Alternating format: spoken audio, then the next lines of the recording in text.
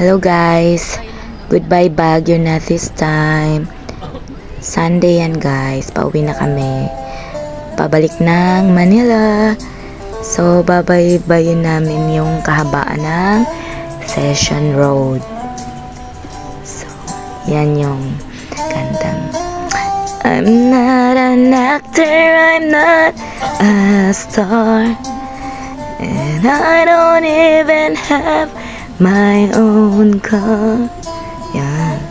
And I'm hoping so much to stay.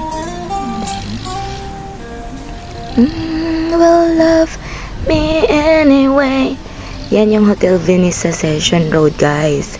Kami doon lang sa Hotel Venice ng ng Burnham malapit. So yan ang Hotel Venice ng Session Road. Hindi kami dyan nagstay. Hi Jollibee, McDonald's, Hotel Venice. Yan, kahabaan yan ng Session Road. Diyan kami nag-pictorial nung Sabado ng madaling araw. Yan, naka-FX lang kami dyan guys. Daming tao dyan. Daming tao pag umaga. Sasayaw na naman siya. O, nandyan na naman yung sumasayaw nung gabi kahapon. Hindi siya napagod. So, ang terminal ng Joy Bus guys, dyan lang sa dulo ng Session Road, malapit sa SM. So, pwede talagang lakarin yan. Ayaw lang namin maglakad. Pagod na kami. Ayan. Yan na, papasok na dyan.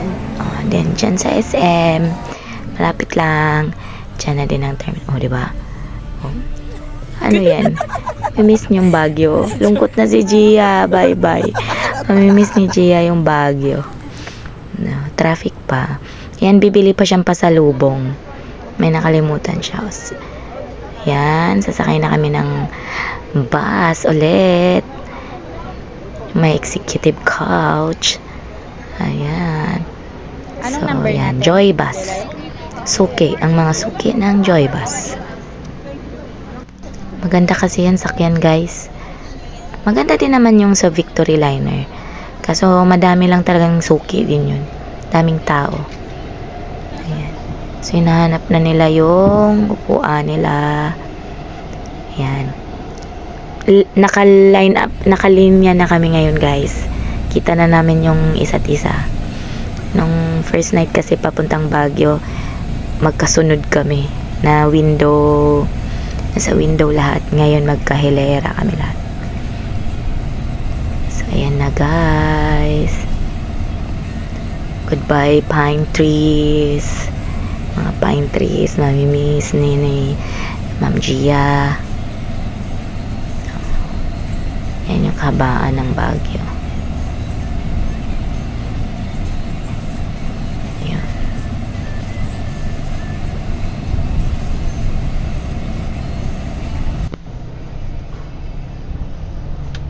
Ala, sorry, si Jelay. Antok na sa Jelay. Pababa pa lang yan ng Baguio guys. Oh, takpan ko ba yung mukha ni Jelay?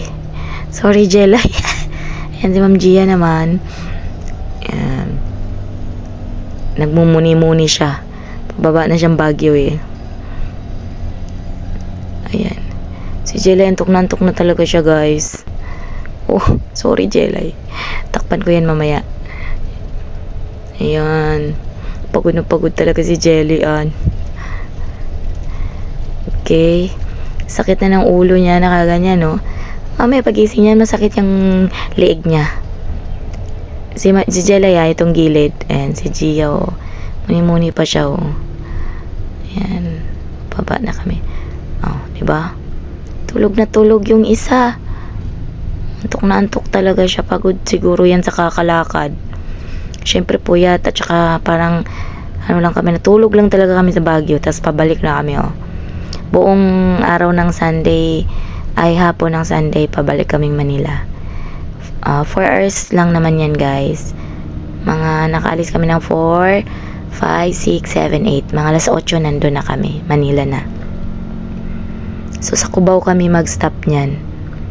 Oh, di ba? Yan yung mga rice fields. Makikita mo sa daan. Di ba? Ako naman matutulog maya-maya, guys.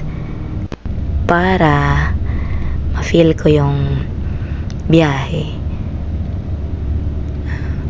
Diba? Ang ganda ng mga rice fields. Oh. Bye-bye, Baguio. Welcome, Manila. So, back to reality na kami. Okay. Trabaho sa Monday.